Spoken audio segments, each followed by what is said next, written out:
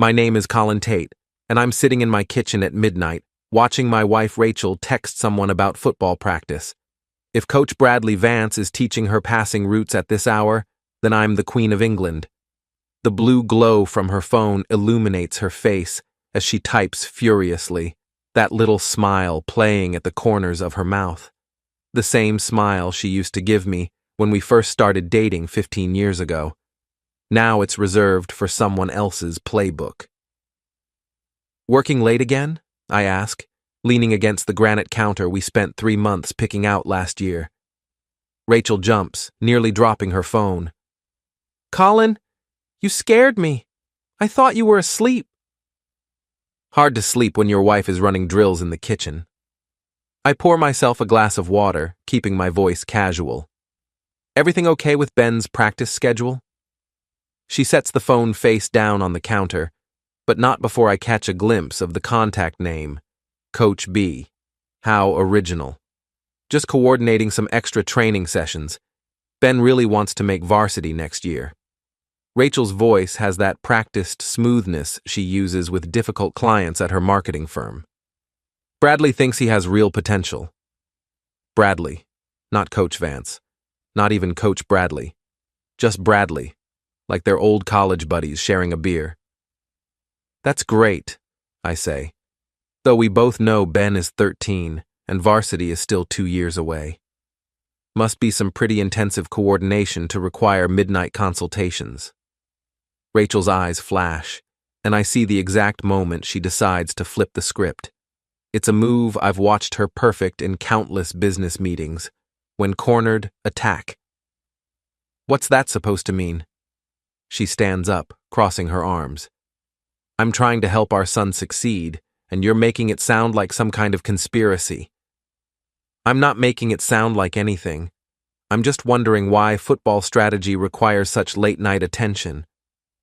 Maybe if you showed half as much interest in Ben's activities as Bradley does, you'd understand. The words hit their mark, and she knows it. When's the last time you even came to a practice? She's right, and that stings. My insurance brokerage has been demanding more hours lately, and I've missed too many practices, too many games. But that doesn't explain the secretive texts and the way her whole demeanor changes when Bradley Vance's name comes up. You're right, I admit. I should be more involved. Rachel's expression softens, probably thinking she's successfully redirected the conversation. I'm glad you understand. Ben looks up to Bradley so much. He's been such a positive influence. I nod, but something cold settles in my stomach. Not the coach, not Coach Vance. Bradley. Always Bradley. I'm going to bed, Rachel announces, grabbing her phone. Early meeting tomorrow. She kisses my cheek as she passes, and I catch a whiff of cologne that definitely isn't mine. Something expensive, with notes of cedar and bergamot. The kind of scent a successful high school coach might wear to impress the parents. After she disappears upstairs, I stand in the kitchen thinking about trust and football and the way my wife's face lights up when she talks about our son's coach. Outside, October wind rattles the windows of our colonial home, and I realize that somewhere along the way, I've become a stranger in my own life. The next morning brings coffee, awkward small talk, and the usual rush to get Ben ready for school. My son sits at the breakfast table, shoveling cereal and scrolling through his phone. Dad, can you drive me to practice today? Ben asks without looking up. Mom said she might be late. Sure thing. I glance at Rachel, who's applying lipstick with unusual care for a Tuesday morning. Where's practice again? Same place it's been for 2 months, Rachel says, her reflection meeting my eyes in her compact mirror. The high school fields. Right, of course.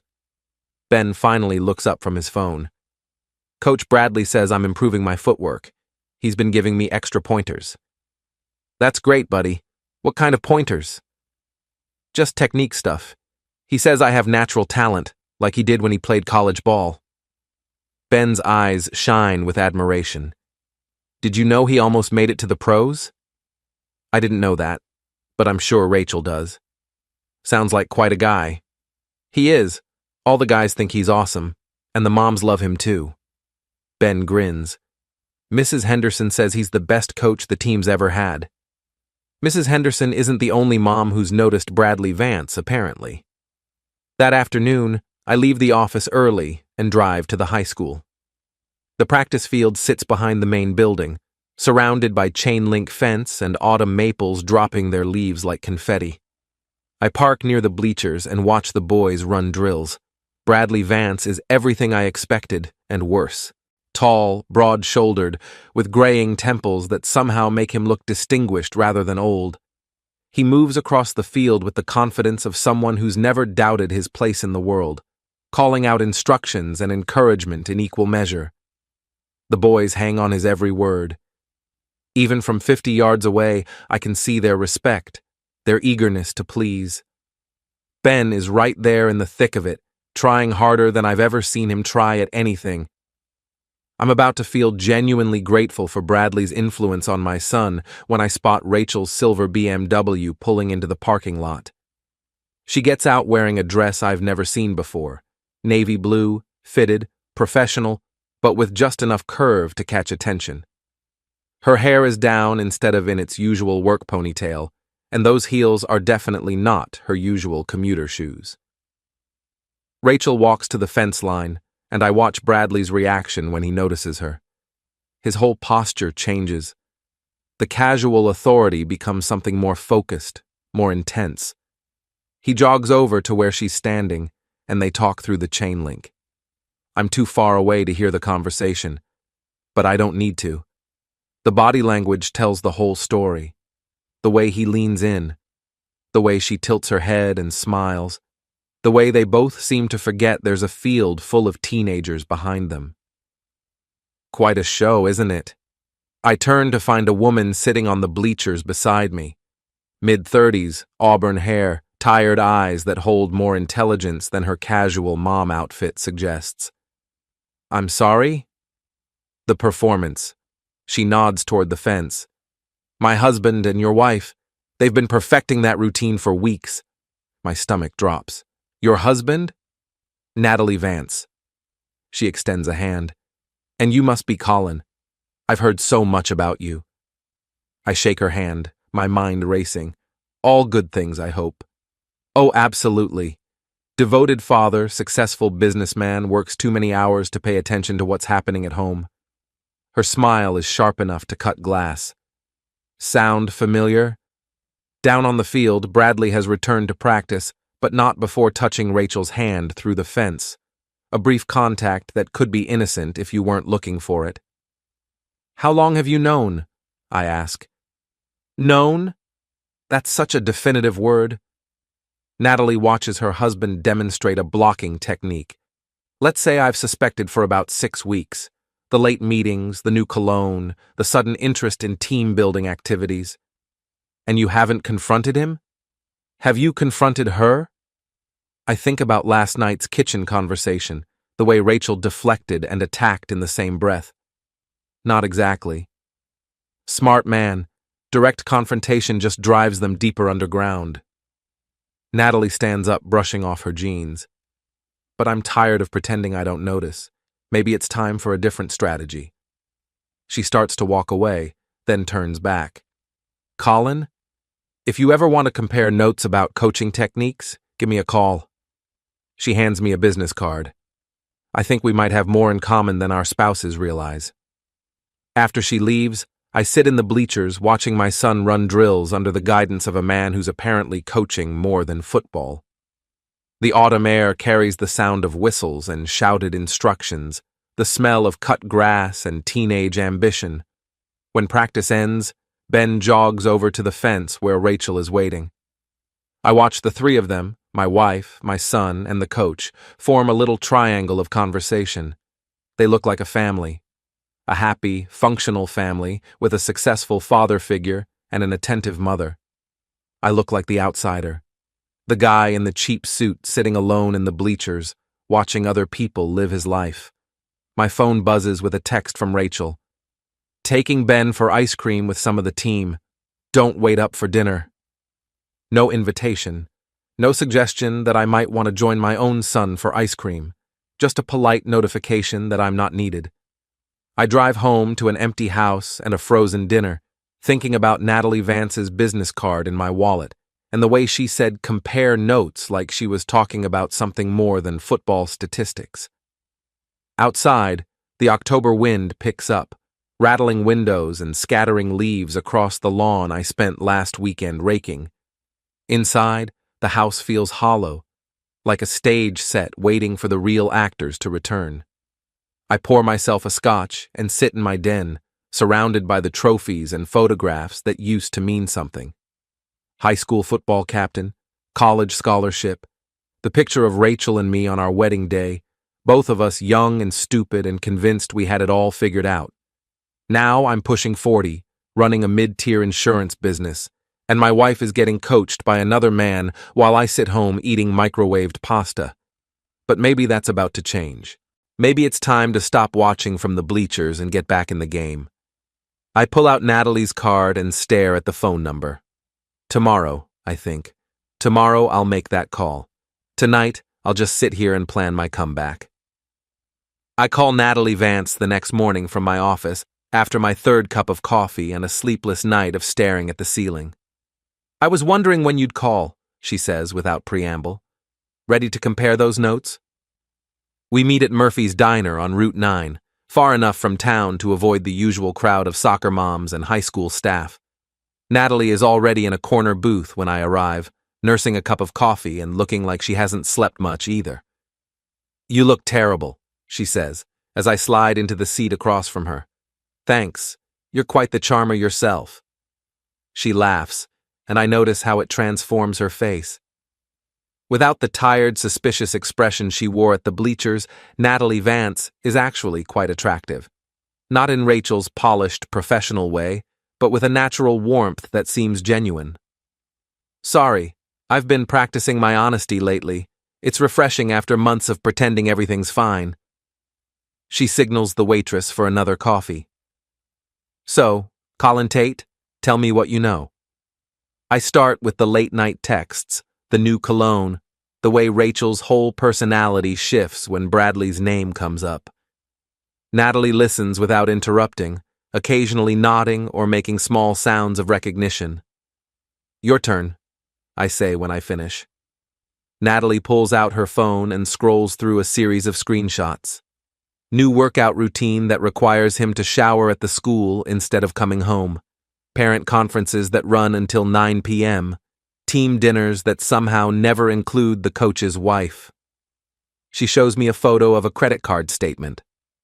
Flowers charged to our joint account, delivered to someone who isn't me. Did you check where they went? Rachel Tate, Marketing Solutions, Inc. Natalie's smile is arctic. Congratulations. Your wife received 24 roses on your anniversary. From my husband. The coffee tastes like ash in my mouth. Our anniversary was 3 weeks ago. I know. I checked. She puts the phone away. Bradley came home that night with some story about a team celebration.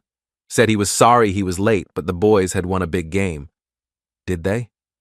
They lost, 14-7. We sit in silence for a moment, letting the weight of confirmed suspicions settle between us. Around us, the diner hums with normal conversation. Farmers talking about the weather, retirees complaining about their medications, teenagers planning weekend parties, people with ordinary problems. So what do we do now? I ask. That depends. How angry are you? I think about Rachel's dismissive tone when she talks about my work, the way she's been staying late more and more often, the credit card charges I've been too trusting to question, the ice cream invitation that never came. Pretty angry, I admit. Good. Anger is useful. It keeps you focused. Natalie leans forward. But we need to be smart about this. Direct confrontation will just make them more careful. We need evidence. What kind of evidence? The kind that stands up in divorce court. The kind that makes sure we don't get painted as the paranoid, neglectful spouses who drove our partners into someone else's arms. She's thought about this more than I have. And I realize Natalie Vance is probably a lot smarter than her husband gives her credit for. Bradley is used to dealing with teenage boys and starstruck parents. He's not prepared for someone who thinks 3 moves ahead. I have a friend who might be able to help, I tell her. Dan Morrison. He used to be a cop. Now he does private investigation work. Perfect. I have something better. Natalie grins. I have access to Bradley's laptop password and a key to his office at school. You want to break into the school? I want to retrieve evidence of my husband's inappropriate conduct with a parent. There's a difference. The way she says it makes me think Natalie has missed her calling. She should have been a lawyer instead of a coach's wife. When? Tonight. There's a faculty meeting until 8. Then Bradley always goes to Murphy's pub with the other coaches. We'll have at least 2 hours. I should say no. I should suggest we hire professionals, consult attorneys, take the high road. Instead, I hear myself saying, "What do you need me to do?" Be my lookout, and bring a camera. That evening, I tell Rachel I'm working late on a difficult claim. She barely looks up from her phone when I kiss her goodbye, just murmurs something about having dinner with her sister Lisa. I meet Natalie in the high school parking lot at 8:30. She's dressed in dark jeans and a black sweater, looking like she's done this before. Faculty meeting just ended, she says, checking her phone. Bradley texted that he's heading to Murphy's. We're clear. The school feels different at night, larger, more ominous, full of shadows and echoing hallways. Natalie leads me through corridors lined with trophy cases and student artwork, moving with the confidence of someone who's attended countless school functions. Bradley's office is on the 2nd floor, next to the gymnasium. Natalie produces a key ring and opens the door without hesitation. How did you? I've been the dutiful coach's wife for 8 years. I know where he keeps everything. She flicks on a small flashlight. Check the door. Let me know if you hear anyone coming. The office is exactly what you'd expect. Team photos, motivational posters, a desk covered with playbooks and practice schedules. But Natalie goes straight to the filing cabinet in the corner. Locked, she mutters, then pulls out a small screwdriver. Good thing I paid attention when Bradley fixed the kitchen drawer last month. You know how to pick locks? YouTube University, very educational. The lock clicks open. Here we go. Inside the filing cabinet, beneath folders of team rosters and budget reports, Natalie finds a manila envelope marked personal. She opens it carefully, and I hear her sharp intake of breath. What is it? She hands me a stack of printed emails. I scan the first few lines and feel my stomach clench. Rachel, last night was incredible. I can't stop thinking about your hands on my... I don't need to read the details, I interrupt. Yes, you do. Natalie's voice is hard. We both do. Because this is evidence, and evidence has to be complete. She's right, but it doesn't make it easier. I photograph each email while Natalie searches the rest of the office. The messages span 6 weeks, starting with innocent discussions about Ben's progress and escalating to explicit descriptions of hotel room encounters. My wife, the woman I've shared a bed with for 15 years, writing things to another man that she's never said to me. Colin, Natalie's voice is tight, you need to see this. She's holding a small digital camera, the kind coaches use to review game footage. The display shows a timestamp from last Tuesday, the same day Rachel said she was working late on a client presentation. On the tiny screen, I can see Rachel and Bradley in what looks like a hotel room. She's wearing the red dress I bought her for our anniversary. Turn it off, I say. Colin, turn it off. Natalie clicks the camera shut and puts it back where she found it. We work in silence for the next few minutes, photographing documents and replacing everything exactly as we found it. As we're leaving the office, Natalie touches my arm. I'm sorry you had to see that. Are you? Sorry, I mean. She considers the question. No. I'm sorry it's happening, but I'm not sorry we know. Ignorance might be bliss, but it's also stupid. We walk back through the empty hallways, our footsteps echoing off polished floors.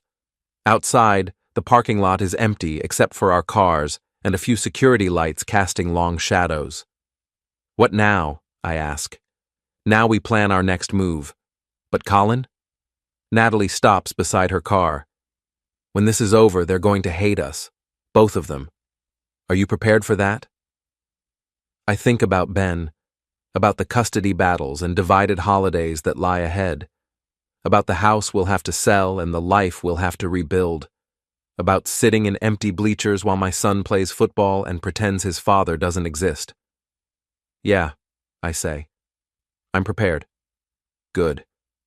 Because it's going to get a lot worse before it gets better. She drives away, leaving me alone in the parking lot with a phone full of evidence and a marriage that officially ended the moment I saw that timestamp. At home, Rachel is already in bed, or pretending to be. I sit in my den with a scotch and scroll through the photographs on my phone, reading my wife's words to another man by the light of my computer screen. Tomorrow, I'll call Dan Morrison. Tomorrow, I'll start building a case. Tonight, I'll just sit here and plan the end of my marriage. But as I stare at the evidence of Rachel's betrayal, I realize something unexpected. I'm not just angry anymore. I'm excited. For the first time in months, I have a purpose, a plan, a reason to get up in the morning. Rachel and Bradley think they're playing a game where only they know the rules. They're about to discover they're wrong. Dan Morrison looks exactly like what Central Casting would order for an ex-cop turned private investigator. Graying hair, skeptical eyes, and the kind of solid build that suggests he can still handle himself in a fight. We meet at his office above a sandwich shop downtown, where the smell of pastrami mingles with stale coffee and old cigarettes. So your wife is having an affair with your kid's football coach, Dan says, reviewing the photos on my phone. And his wife wants to help you catch them. This sounds like the setup for a bad country song. Can you help us or not? Oh, I can help. Question is whether you really want me to. Dan leans back in his chair. See, Colin, most people think they want the truth until they get it. Then they wish they'd stayed ignorant. I've already seen enough to know what's happening. You've seen evidence of an affair, but affairs are like icebergs. What you can see is just the tip. You sure you want to know how deep this goes? I think about Rachel's dismissive attitude, the way she's been rewriting our history to make me the neglectful husband who drove her away. I want to know everything. All right then, but this is going to cost you, and I'm not just talking about money.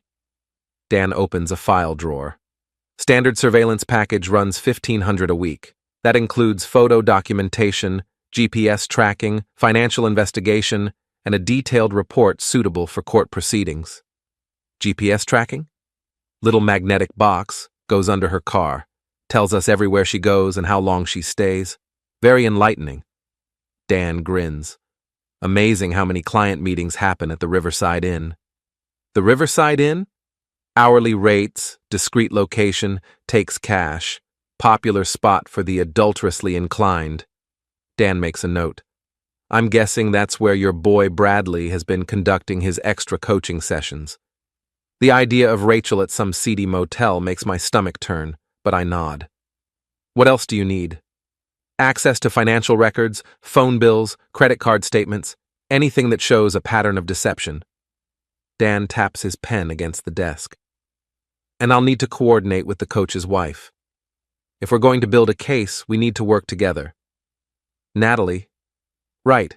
She sounds like she's got her head screwed on straight. Most people in this situation get emotional, make mistakes. But if she's thinking strategically, we might be able to give your cheating spouses a very unpleasant surprise. Dan explains the process: surveillance, documentation, building a timeline that establishes the affair beyond any reasonable doubt. It's methodical, professional, and completely at odds with the soap opera drama playing out in my head. One more thing, Dan says as I'm getting ready to leave. Once we start this, there's no going back. You sure you don't want to try marriage counseling first? Maybe have a heart-to-heart with your wife? She had 6 weeks to have a heart-to-heart with me. Instead, she chose to have other things with Bradley Vance. Fair enough. I'll start tomorrow. That evening, I sit in my den pretending to work while Rachel gets ready for another late meeting. She's been having a lot of those lately, I realize. Funny how I never noticed the pattern before. Don't wait up, she calls from the hallway. This client is demanding, but the commission will be worth it. What client? There's a pause. Peterson Industries. They're launching a new product line. I make a mental note to have Dan check whether Peterson Industries actually exists. Rachel kisses my cheek as she leaves, and I catch that same expensive cologne scent. Bradley's signature fragrance is becoming as familiar as my own aftershave. After she's gone, I call Natalie. How did it go with your investigator? She asks. He's starting surveillance tomorrow. What about you? I had an interesting conversation with Bradley tonight. Asked him about his late nights at school, told him I was worried he was working too hard. Natalie's voice carries a hint of satisfaction. He was very reassuring. Told me all about his dedication to the team, his commitment to helping struggling students. Struggling students? Apparently Ben needs extra attention. Bradley is personally invested in his development. The sarcasm in her voice could cut glass. Such a devoted coach. Did you believe him? I believed that he's gotten very good at lying. But Colin, I found something else today. Something that changes things. My grip tightens on the phone. What? I'll show you tomorrow. Can you meet me for lunch? Somewhere private? We arranged to meet at a small cafe outside town, and I spend the rest of the evening wondering what else Natalie has discovered. How much worse can this get? The next day, I find out. Natalie is waiting in a corner booth, looking like she hasn't slept. She slides a manila folder across the table as soon as I sit down. Bank statements, she says. From an account I didn't know Bradley had. I open the folder and scan the first page. Regular deposits, always in cash, always for the same amount, $500. Where's this money coming from? That's what I wondered. So I did some digging. Natalie pulls out another set of papers. Turns out Bradley has been offering private coaching services to several families, off the books, cash only. That's not unusual. Lots of coaches do private training. Look at the names of his clients. I scan the list and feel my stomach drop. Every name belongs to a parent I recognize from team functions. Every name belongs to a mother, specifically. And every mother is attractive, well off, and married to a man who works long hours. He's not just having an affair with Rachel, I realize. No, he's running a whole operation, private coaching sessions that have nothing to do with football. Natalie's voice is flat, emotionless. My husband isn't just a cheater, he's a predator. The implications hit me like a truck. This isn't just about my marriage anymore. This is about a man in a position of trust, systematically exploiting the families who depend on him. How many? I ask. At least 6 that I can prove. Maybe more. Natalie closes the folder. Colin, if we expose this, it's going to destroy more than just our marriages. It's going to tear apart the entire team, the whole community. And if we don't expose it, he keeps doing it. Exactly. We sit in silence, both of us understanding that we've moved beyond personal revenge into something much larger and more complicated. Around us, the cafe buzzes with normal conversation, people dealing with ordinary problems like work deadlines and weekend plans. What do you want to do? I ask. I want to burn his whole world down, Natalie says quietly. But I want to do it smart. I want to make sure he can never do this again, to anyone. Then we need more than just photos and bank statements. We need testimony. From the other wives? From the other wives? Natalie nods slowly. That's going to be tricky. These women have reputations to protect, families to think about. They're not going to want to admit they were involved with Bradley. Maybe they don't have to admit it. Maybe they just have to confirm that he offered services that went beyond coaching. You think any of them will talk? I think about the women I've seen at team functions, the way they cluster around Bradley, the subtle competition for his attention that I'd dismissed as harmless flirtation. I think some of them might be relieved to discover they weren't the only ones. We spend the next hour planning our approach. Natalie will reach out to the women on Bradley's client list, carefully, subtly, feeling out their willingness to cooperate. I'll work with Dan to document everything we can about Bradley's pattern of behavior. This is going to take time, Natalie warns, and it's going to get messy. I've got time, and I'm already messy.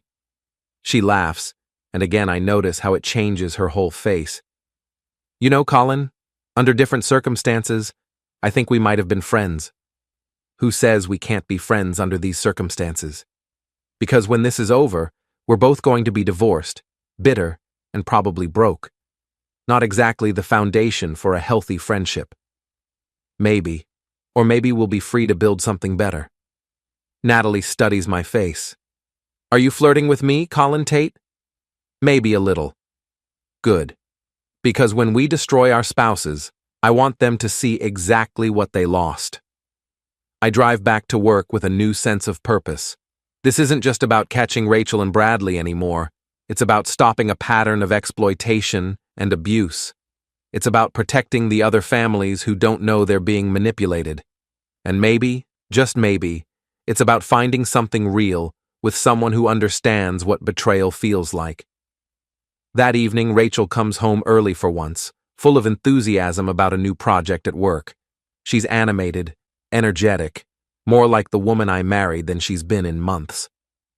Peterson Industries loved the presentation, she says, opening a bottle of wine. They want to move forward with the full campaign. I almost ask her to describe the presentation, but I catch myself. Let Dan's investigation confirm what I already know. For now, I'll just smile and nod and pretend I believe her. That's great, honey. You've been working so hard lately. It's paying off, though.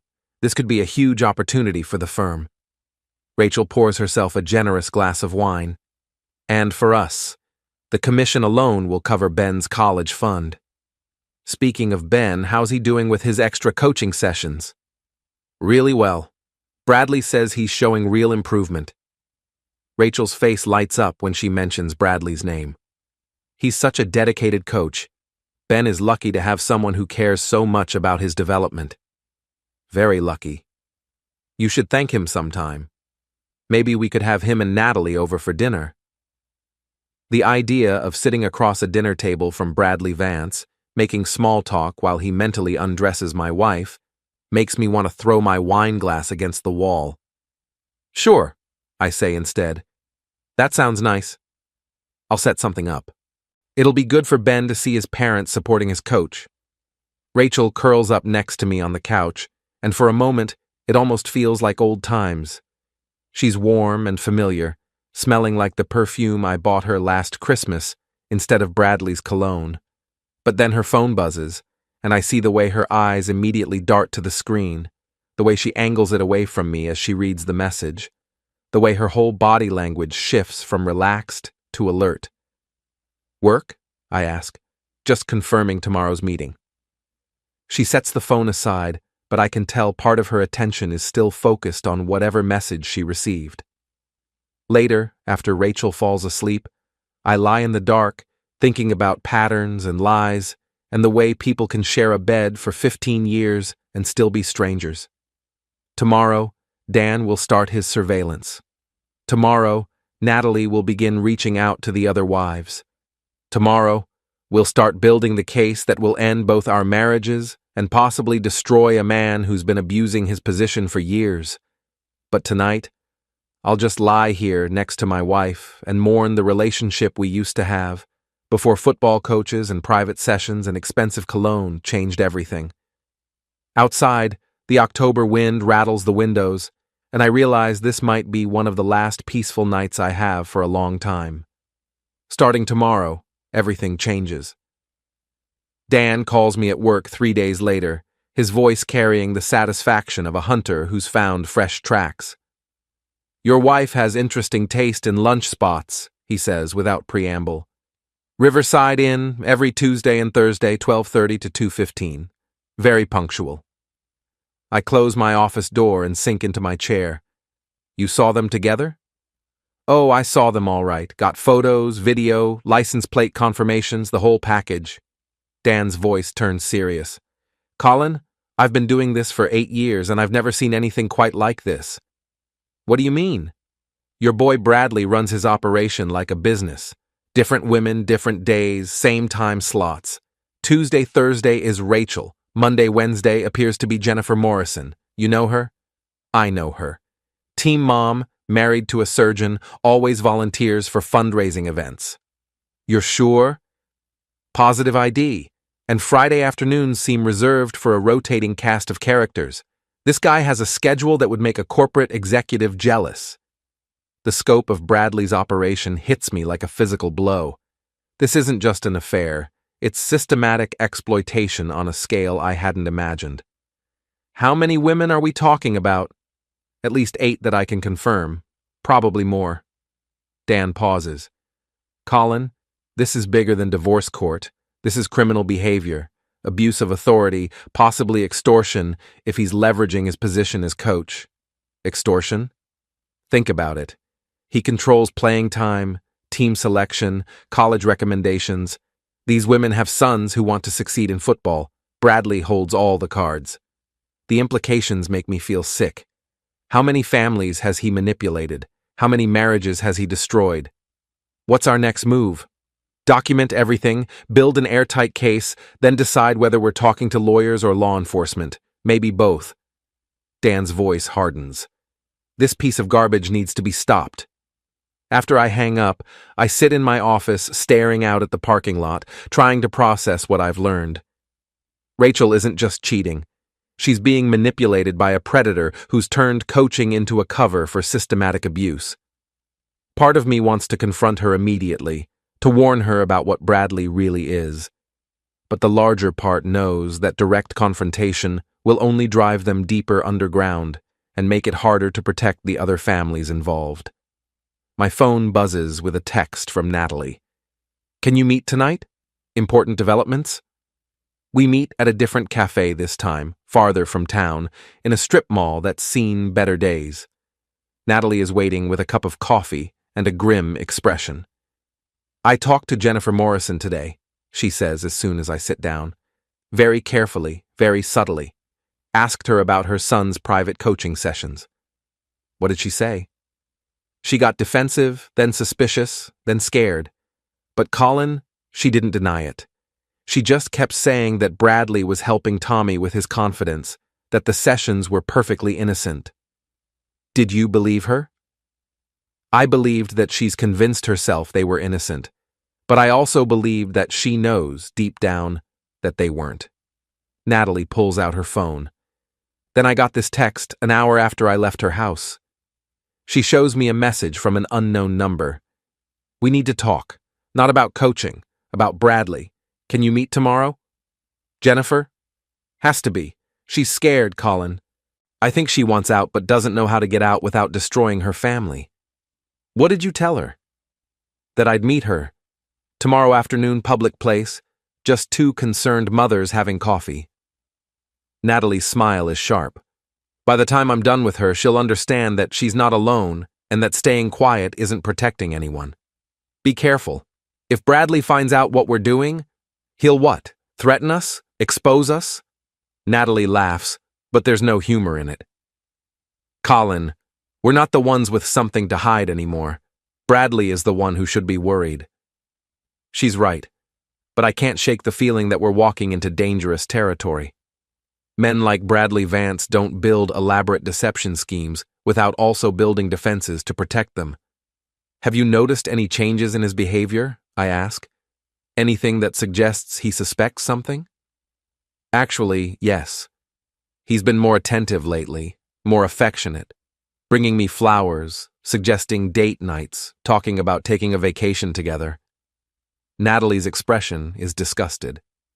I think he's feeling guilty about something. Or maybe he's trying to make sure I don't start asking questions. What about Rachel?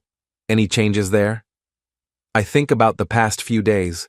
Rachel's unusual enthusiasm, her early nights home, the way she's been more physically affectionate than she's been in months.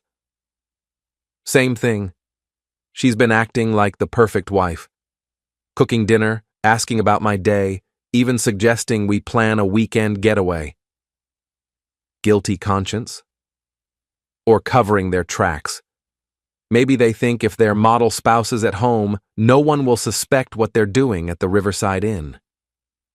We sit in silence for a moment, both of us contemplating the elaborate lies our spouses have constructed. Around us, the cafe is nearly empty, just a few teenagers sharing a pizza and an elderly man reading a newspaper. Natalie, can I ask you something personal?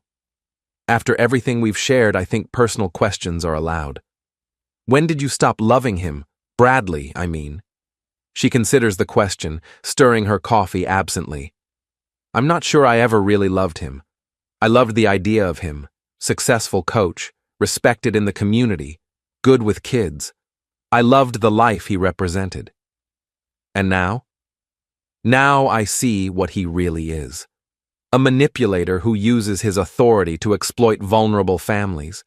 A man who built his reputation on other people's trust and then systematically betrayed that trust. Her voice hardens. Now I want to make sure he never has the opportunity to hurt anyone else. What about after? When this is all over, what do you want? Honestly, I want to disappear. Move somewhere no one knows me as Bradley Vance's wife. Start over. Build a life that's actually mine. She looks at me directly.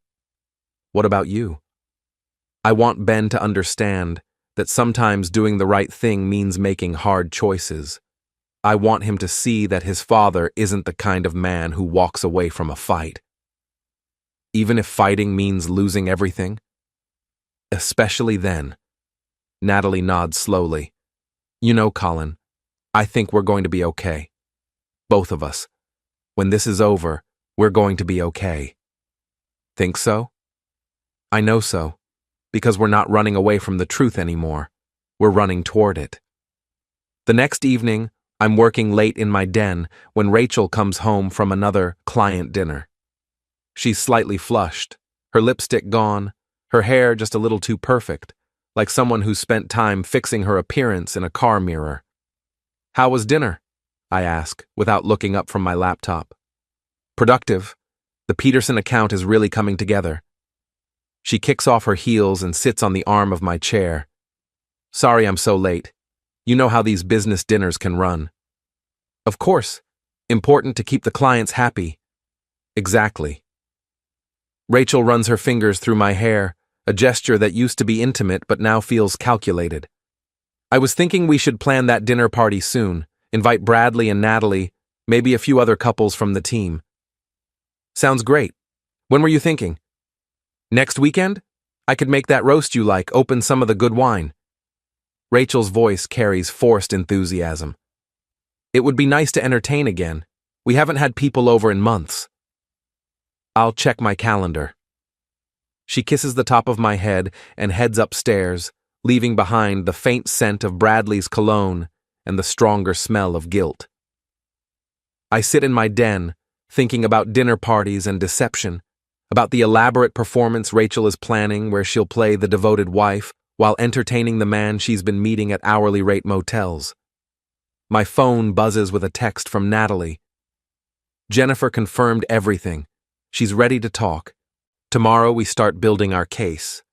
I respond, ready when you are. Outside, the October wind has picked up again, rattling windows and scattering leaves across the lawn. Inside, the house feels like a stage set for a play where everyone knows their lines except me. But that's about to change. Tomorrow, Natalie and I start collecting testimony. Tomorrow, we begin building the case that will expose Bradley Vance for what he really is. Tomorrow, the game changes. Tonight, I'll just sit here and plan the next play. Jennifer Morrison looks like she hasn't slept in weeks. She sits across from Natalie and me in a corner booth at Denny's, clutching a coffee cup with shaking hands and glancing nervously at the door every few minutes. I shouldn't be here. she says for the third time since sitting down. If Bradley finds out I talked to you, Bradley isn't going to find out, Natalie says calmly. And even if he did, what could he do? You're not doing anything wrong by having coffee with friends. Friends? Jennifer laughs bitterly. Is that what we are? We're three people who've been lied to by the same man, I say. That makes us something. Jennifer studies my face, then Natalie's. How long have you known about Bradley and your wife? 6 weeks, I answer. How long have you been involved with him? 3 months, since the summer training camp. Jennifer's voice drops to a whisper. He said Tommy needed extra work on his blocking technique. Said he was personally invested in helping him succeed. And you believed him? I wanted to believe him. Tommy's not naturally athletic like some of the other boys. He works twice as hard for half the recognition. Jennifer wipes her eyes with a napkin. When Bradley offered private coaching, it felt like a miracle. When did the coaching become something else? Natalie asks gently. Jennifer is quiet for a long moment, staring into her coffee. The third session, Bradley said Tommy was improving but still needed confidence. Said the boy looked up to me so much that my confidence in the program would translate to his performance. What did that mean? It meant I should trust Bradley completely, support him unconditionally, show my appreciation for his dedication to Tommy's success. Jennifer's voice turns hollow. It meant Tuesday afternoons at the Riverside Inn. The pieces click together in my mind. Bradley's approach is sophisticated, psychological. He doesn't just seduce these women, he manipulates them into believing that their cooperation is essential for their son's success. Did he ever threaten Tommy's position on the team? I ask. Not directly, but he made it clear that his support could be withdrawn if I wasn't properly grateful for his help. Jennifer looks directly at me. Your wife, Rachel. She's not the only one, is she? No, there are others. I figured. Bradley has a type. Successful women married to busy men with sons who need his approval. Jennifer's laugh is bitter. We're all so desperate for our boys to succeed that we'll do anything to help them. Not anything, Natalie corrects. You didn't know what Bradley really was.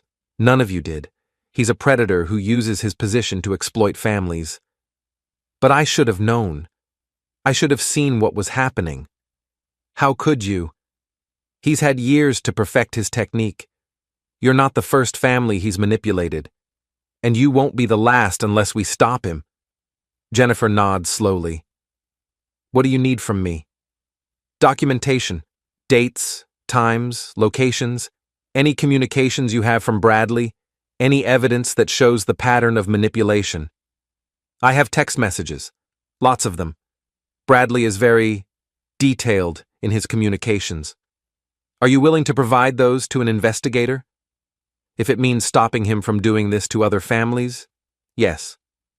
We spend the next hour going through Jennifer's story, documenting the timeline of Bradley's approach and the escalation of his demands. The pattern is clear and consistent. Identify vulnerable families, offer special help, create dependency, then exploit that dependency for personal gain. There's something else, Jennifer says as we're getting ready to leave. Bradley has been asking questions about you, Natalie. Wants to know if you've seemed suspicious lately, if you've been asking about his schedule. What did you tell him? That you seemed fine.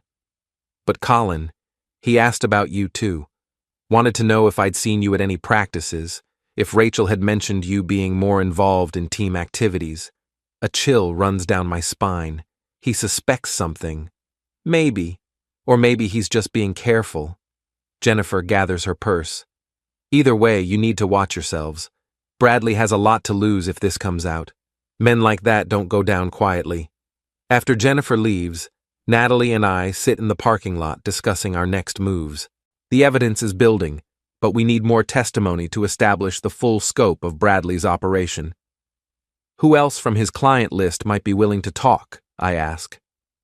Sarah Chen seems like a possibility. Her son Michael has been getting a lot of playing time lately, but she's looked uncomfortable at team events. Natalie checks her phone. I could reach out to her, see if she's willing to have a conversation. What about going to the school administration? If we have enough evidence? Not yet. Bradley is popular with the administration, successful with the team. They'll want ironclad proof before they act against him. Natalie starts her car. We need more testimony, more documentation. We need to make this case so strong that no one can ignore it. How much time do we have? I don't know. But Colin, I think we need to be prepared for the possibility that Bradley will figure out what we're doing before we're ready to act. What happens then? Then things get ugly fast. That evening, I sit in my den reviewing the evidence Dan has collected. Photos of Rachel and Bradley entering and leaving the Riverside Inn. Credit card records showing payments for hotel rooms. Phone logs documenting calls and text messages at all hours. The case against my wife is airtight. The case against Bradley is growing stronger every day. But as I study the timeline of their affair, I realize something that makes my stomach clench. The dates don't just show when Rachel and Bradley started their relationship. They show when Rachel started lying to me systematically, professionally, without any apparent guilt or hesitation. This isn't just about physical infidelity, it's about the complete breakdown of trust between us. Rachel hasn't just been unfaithful, she's been living a double life with an expertise that suggests this might not be her first affair. My phone rings, interrupting my thoughts. Dan's number appears on the screen. We have a problem, he says without preamble. What kind of problem? The kind where your wife's boyfriend knows he's being watched. I was following them to their usual Tuesday appointment when Bradley made a sudden detour, doubled back, and parked where he could observe my vehicle. Did he see you? Oh, he saw me. Even waved. Dan's voice is grim. Colin, your boy Bradley isn't just a predator, he's a smart predator. He's been watching for surveillance. What does that mean for our investigation? It means we need to change tactics. No more direct surveillance. We work with the testimony we have and the evidence we've already collected. Is that enough? It better be, because the element of surprise is gone. Bradley knows someone is building a case against him. After I hang up, I sit in the dark thinking about chess games and football strategies and the way smart predators adapt when they sense danger. Bradley Vance knows he's being hunted. The question is what he'll do with that knowledge. Upstairs, Rachel is getting ready for bed, humming softly to herself like someone without a care in the world. But I know now that her casual demeanor is just another performance, another layer in the elaborate deception she's been constructing. Tomorrow, I'll call Natalie and tell her about Dan's discovery. Tomorrow, we'll decide whether to accelerate our timeline or risk losing our opportunity entirely. Tonight, I'll just lie here next to my wife and listen to her breathe, knowing that every breath is a lie and every heartbeat is counting down to the moment when her carefully constructed world collapses. Outside, the October wind has turned cold, carrying the promise of winter and the smell of fallen leaves. Inside, the game has changed again, and I'm not sure who's winning anymore. The call comes at 6 a.m. on a Saturday morning, jarring me awake from restless dreams about football fields and empty hotel rooms. Colin? Natalie's voice is tight with controlled panic. Bradley's gone. I slip out of bed, careful not to wake Rachel, and take the call in my den. What do you mean, gone? I mean, he didn't come home last night. No text, no call, no explanation. His truck isn't in the driveway and half his clothes are missing from the closet. The implications hit me immediately. He's running. Or regrouping. Colin, I think he knows exactly how much we've discovered. I think he's been planning his exit strategy. What about the other women? Jennifer, Sarah Chen, the rest of his clients? I've been calling them since 5 a.m. Jennifer's phone goes straight to voicemail. Sarah Chen says she hasn't heard from Bradley in 2 days. Natalie's voice cracks slightly. Colin, I think he's cutting his losses and disappearing. What about Rachel? Is she... I turn toward the hallway and freeze. Rachel is standing in the doorway of my den, fully dressed, holding a suitcase. I have to go, I tell Natalie, hanging up before she can respond. Going somewhere? I ask Rachel. Emergency at work. Peterson Industries is having a crisis with their product launch. I need to fly to Chicago immediately. Rachel's voice has that practiced smoothness I've come to recognize as her lying tone. I'll probably be gone for 3 or 4 days. Funny. I just got off the phone with Natalie Vance. Seems Bradley has disappeared too. What a coincidence. Rachel's mask slips for just a moment, and I see something flicker in her eyes. Fear, calculation, defiance. Then, the professional smile returns. I don't know what you're implying, Colin, but I really don't have time for your paranoia right now. My flight leaves in 2 hours. Peterson Industries doesn't exist, Rachel. The words hang in the air between us like smoke from a gunshot. Rachel's hand tightens on her suitcase handle, but her expression doesn't change. Of course it exists. Don't be ridiculous. I had my investigator check. No Peterson Industries in Chicago or anywhere else for that matter. No client, no emergency, no product launch. I stand up, moving between Rachel and the door. Just like there was no late meeting last Tuesday, or the Tuesday before that, or any of the other Tuesdays you spent at the Riverside Inn with Bradley Vance. You had me investigated? Rachel's voice rises, and now I see real anger replacing the calculated calm. How dare you? How dare you violate my privacy like that? Your privacy? You've been having an affair for 2 months, and you're worried about privacy? I don't know what you think you know, but I know everything, Rachel. The hotel rooms, the text messages, the flowers he sent you on our anniversary. I know about his other clients, too. Jennifer Morrison, Sarah Chen, all the other team mothers he's been manipulating. Rachel's face goes pale. Other clients? You didn't know, did you? You thought you were special. You thought Bradley chose you because you were irresistible, not because you fit his profile for vulnerable targets. You're lying. Am I? Ask yourself why Bradley suddenly needs to leave town the same day I confront you. Ask yourself how many other emergency business trips he's taken when things got complicated. Rachel sets down her suitcase, and I see her hands are shaking. Colin, you don't understand. Bradley and you are nothing. You're a mark in his con game, Rachel. A married woman with a son on his team and a husband too busy to pay attention. You're exactly the type he targets. That's not true. He loves me. He loves the power. He loves manipulating successful women into thinking they need his approval. He loves the control. I pull out my phone and show her one of Dan's photos. Rachel and Bradley entering the Riverside Inn. This is what love looks like to Bradley Vance. Cheap hotel rooms and married women who think they're special. Rachel stares at the photo, and I watch 20 years of self-confidence crumble in real time. How long have you known? Long enough to document everything. Long enough to build a case that will destroy Bradley's career and probably land him in jail for abuse of authority. Jail? He's been systematically exploiting his position as coach to coerce relationships with team parents. That's criminal behavior, Rachel, and you're not his only victim. Rachel sinks into the chair across from my desk, her suitcase forgotten. I thought he cared about Ben, about helping him succeed. He cares about control. Ben was just the leverage he used to get to you. Oh God. Rachel puts her head in her hands. What have I done? For a moment, I feel something like sympathy for my wife. She's been manipulated by an expert, targeted specifically because of her vulnerabilities.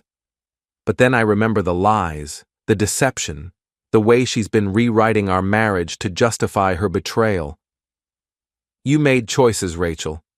Bradley may have manipulated you, but you chose to lie to me every day for 2 months. You chose to meet him at hotels. You chose to put our family at risk. I know, and I'm sorry. Colin, I'm so sorry. Sorry doesn't fix this. What do you want me to do? I'll end it with Bradley. I'll never see him again. We can go to counseling, work through this. Bradley's already ended it. He's running, Rachel. Probably halfway to another state by now, looking for a new coaching job and a new set of victims. Then it's over. We can move past this. I look at my wife, really look at her, and realize that I don't feel anger anymore. I don't feel betrayal or hurt, or even disappointment. I feel nothing at all, which is somehow worse than any of the emotions I expected. No, Rachel, we can't move past this, because this isn't just about the affair, it's about who you are, who we are, what our marriage actually means. I made a mistake. You made 100 mistakes. Every text message, every lie, every time you came home smelling like his cologne and kissed me goodnight. Those weren't mistakes. Those were choices. Rachel starts crying, but even her tears feel calculated now. Please, Colin, we have Ben to think about. We have 15 years together. That has to count for something. It did count for something, right up until you decided it didn't. My phone buzzes with a text from Natalie. Found Bradley's truck at the airport. Long-term parking. He's definitely running. I need to go, I tell Rachel. When I get back, I want you gone. Stay at your sister's, get a hotel, I don't care. But I want you out of this house. Colin, please. The attorney's papers will be filed Monday morning. You can respond through your lawyer. I walk past her toward the door, then stop. Rachel, for what it's worth, I'm sorry too. Sorry that our marriage meant so little to you, that you threw it away for a man who saw you as nothing more than another conquest.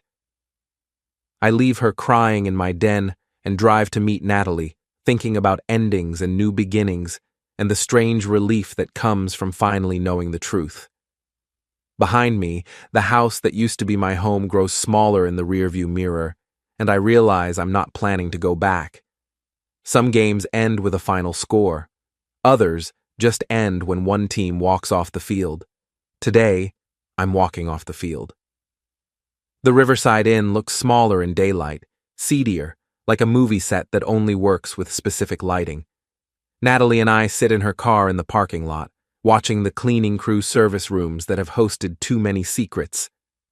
Bradley's truck was definitely at the airport, she says, showing me photos on her phone. Long-term parking, paid through the end of the month.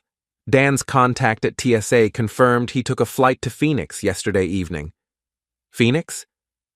Probably not his final destination. Bradley's smart enough to create a false trail. Natalie puts her phone away. The question is whether he's running permanently or just regrouping. What's the difference? If he's running permanently, we've won, but he's escaped justice. If he's regrouping, he'll be back with a new identity and a new coaching position, ready to start the whole cycle again.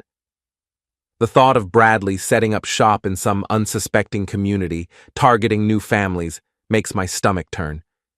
Can we track him? Dan's working on it. But Colin, even if we find him, what then? We don't have enough evidence for criminal charges, and he's no longer employed by the school district. What about the other women? Jennifer, Sarah Chen, the others? That's complicated. Jennifer is willing to testify about Bradley's behavior, but the others are scared. They have families to protect, reputations to consider. Natalie's voice turns bitter. Amazing how the victims end up being the ones with the most to lose. We sit in silence, both of us contemplating the incomplete nature of our victory. Bradley is gone, our marriages are over, but justice feels elusive. How did things go with Rachel? Natalie asks. She's staying at her sister's. The divorce papers will be filed Monday. I think about Rachel's tears, her promises to change, her sudden understanding of how thoroughly she'd been manipulated. Part of me feels sorry for her.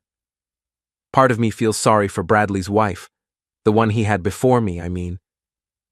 There was another wife? Oh, yes, divorced 3 years before I met him. I thought it was because she couldn't handle the demands of being a coach's wife. Natalie laughs bitterly. Turns out she probably discovered what Bradley really was. Did you contact her? I tried. She moved to Oregon, changed her name, started over completely. Her sister told me she never talks about her time with Bradley. Ever. The implications are chilling. How many communities has Bradley moved through? How many families has he destroyed? How many women are living with the shame and trauma of his manipulation? We have to find a way to stop him, I say. I know. But first, we have to figure out how to rebuild our own lives. Natalie is right. The immediate crisis is over, but the long-term consequences are just beginning. Divorce proceedings, custody arrangements, financial settlements, explaining to Ben why his father and his beloved coach have both disappeared from his life. What will you tell people? I ask. About Bradley, about the divorce. The truth. That my husband was systematically exploiting his position to manipulate team families. That he's a predator who used football as a cover for criminal behavior. Natalie's voice is steady, determined. I'm done protecting his reputation. That's going to cause a scandal. Good. Maybe a scandal will prevent him from getting another coaching job somewhere else. What about the other families? The ones who don't know their son's success came at the cost of their mother's exploitation? I've been thinking about that. I think we need to have a team meeting, parents only. Lay out what we know, give people the chance to come forward if they've been victimized. The school won't like that.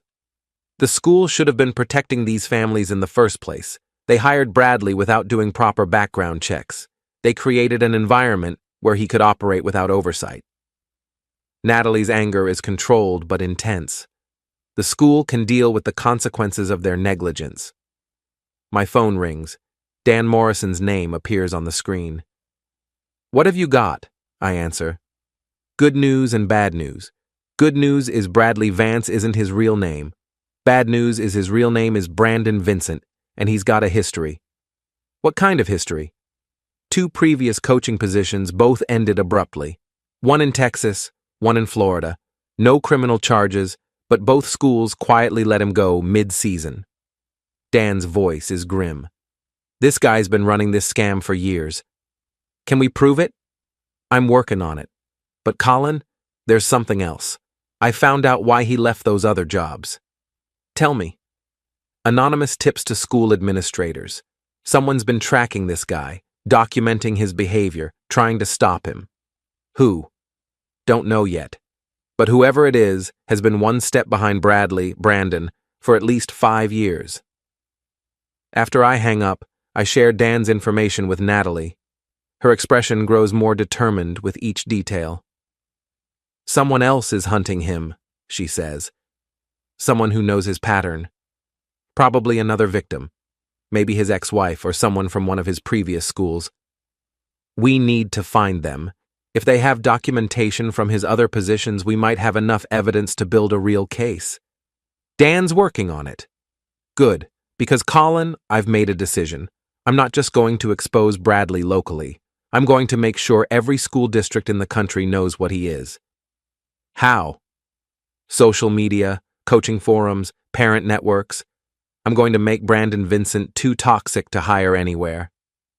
Natalie's smile is sharp as a blade. He wants to run? Fine. But he's going to run for the rest of his life. That's a big commitment. It could take years.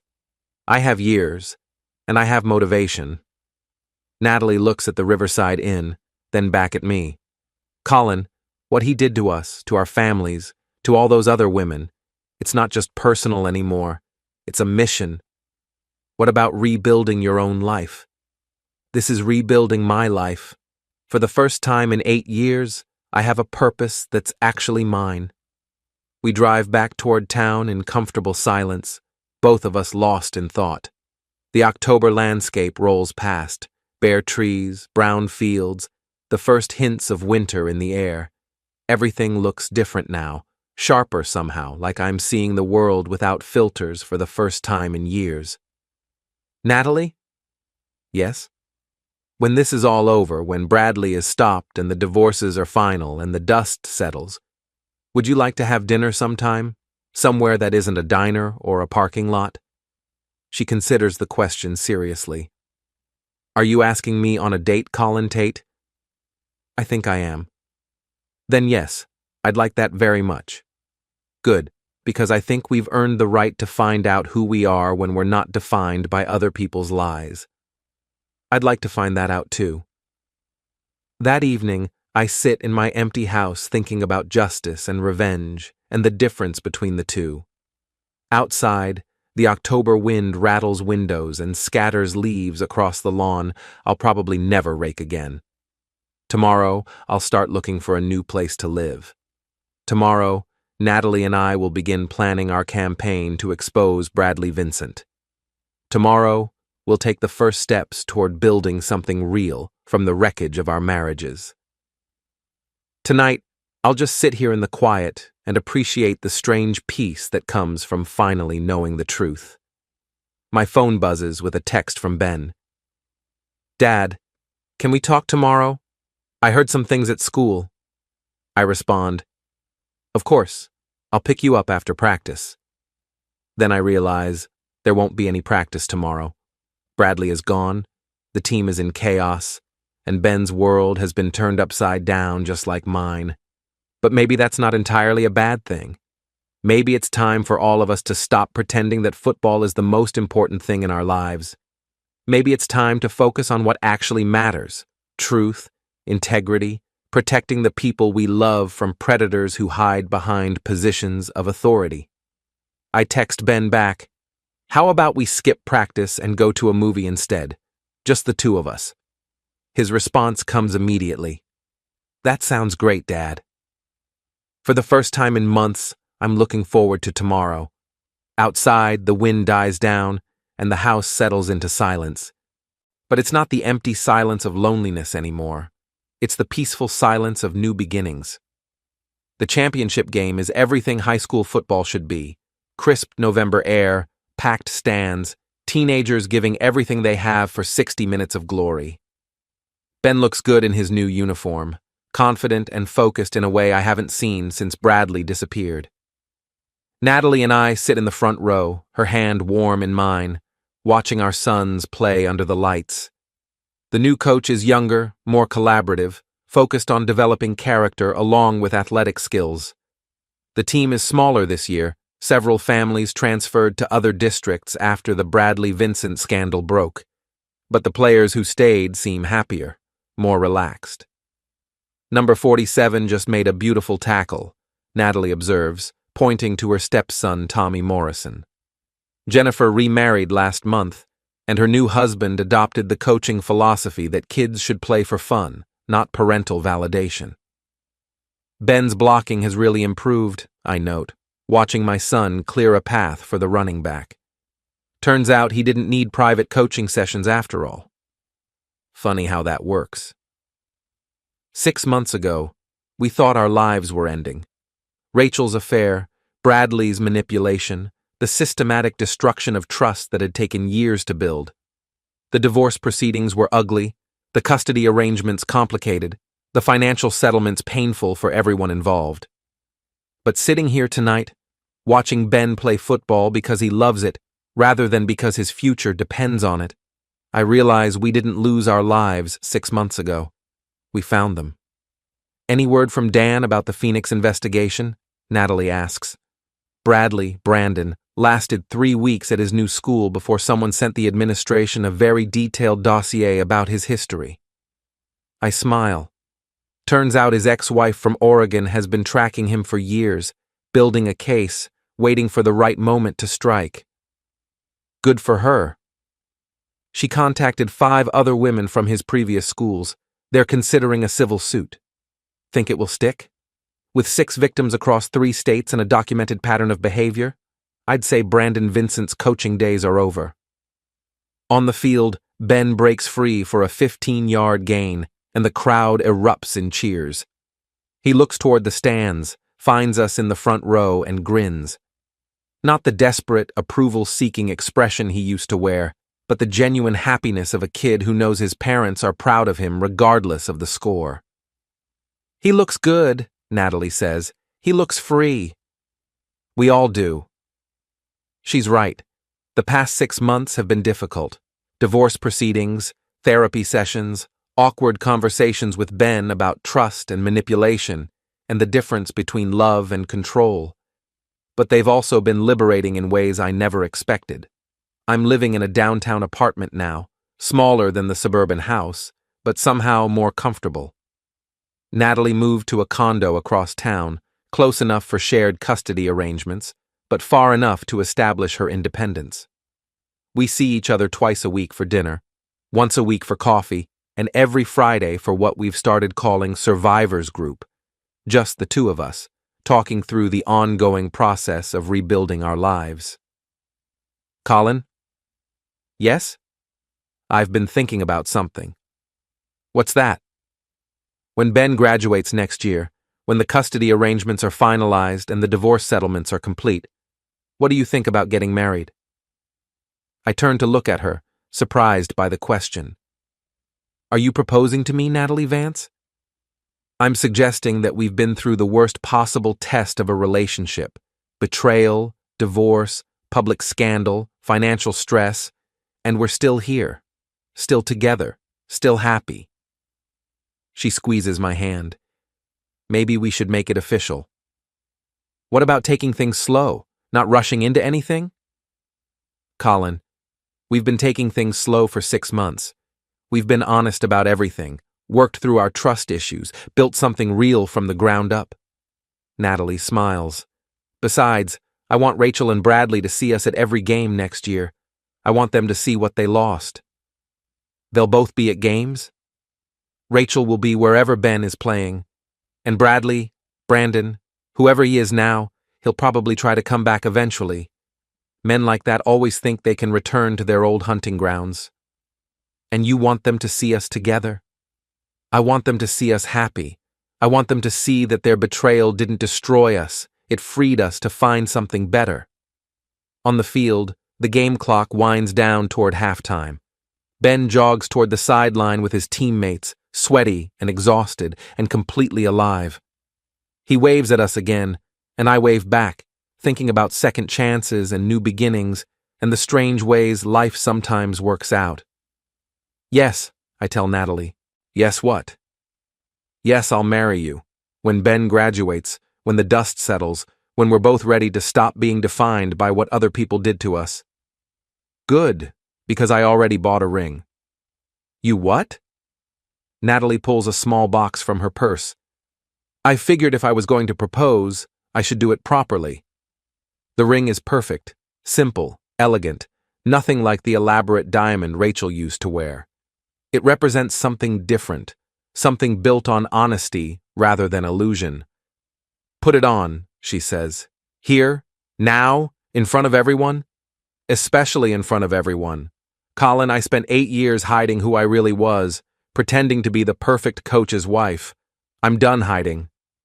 I slip the ring onto her finger, and she kisses me as the crowd around us cheers for the halftime show. But I'm not thinking about football anymore. I'm thinking about trust and truth, and the courage it takes to start over at 40. So we're engaged, I say. We're engaged. Think anyone will be surprised? I think everyone's been waiting for us to figure out what they already knew. Which is? That we're perfect for each other. That we always were, we just needed Bradley and Rachel to get out of the way so we could see it. The second half begins, and we settle back to watch the game. Around us, other parents cheer for their sons, worry about college scholarships, plan post-game celebrations, normal concerns for normal families living normal lives. But Natalie and I aren't normal anymore. We're something different. Survivors who chose to build rather than retreat. Fighters who decided that the best revenge is living well. On the field, Ben scores a touchdown, and the crowd explodes in celebration. He looks toward the stands, finds us in the front row, and pumps his fist in triumph. Not because he needs our approval, but because he wants to share his joy with the people who love him. That's the difference, I realize. The difference between manipulation and love, between control and support, between what we had before and what we have now. Ready for the rest of our lives? Natalie asks. Ready. The game continues under the Friday night lights, and we sit in the front row holding hands, watching our children play and planning our future together. Behind us, The stands are full of families who don't know how lucky they are to have normal problems. In front of us, the field is full of kids who get to play football because they love it, not because their futures depend on it. And beside me, Natalie Vance, soon to be Natalie Tate, smiles like someone who's finally found her way home. The scoreboard shows the home team winning, but that's not the score that matters tonight. Tonight, the score is trust over betrayal, truth over lies, new beginnings over old endings. Tonight, we're all winners.